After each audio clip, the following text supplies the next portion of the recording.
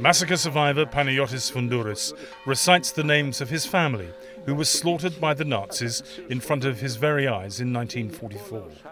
For Mr. Foundouris, the 218 victims are not just engravings on a church wall, but flesh and blood.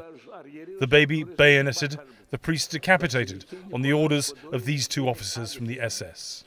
It's because of the lifelong suffering of people like Mr. Foundouris that a group of German lawyers have sought justice on behalf of the men, women and children who died here.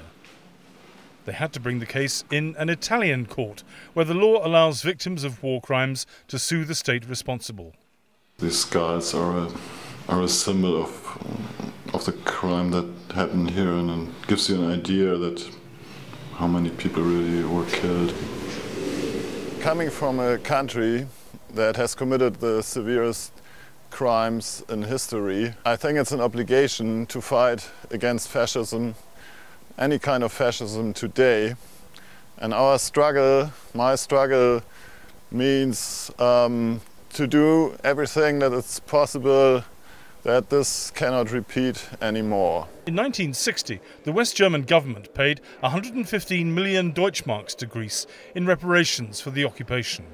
The Italian Supreme Court has recently ruled in Distomo's favour, and so the German government, which has always argued that it has paid compensation to Greece, has taken its appeal to the International Court of Justice in The Hague.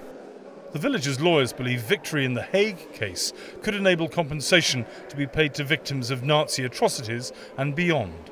It is also most important for the future, because it's about the question whether states can invoke state immunity after committing war crimes or crimes against humanity when the victims suing them for reparations. The kiosk owner shows where his 9-year-old brother was mown down. Money can't pay for human life, he says. Mr. Foundouris wants the villagers' lawyers to win for ethical reasons, but says no money in the world can compensate for being so brutally orphaned at the age of 6. Brabant, BBC News, Central Greece.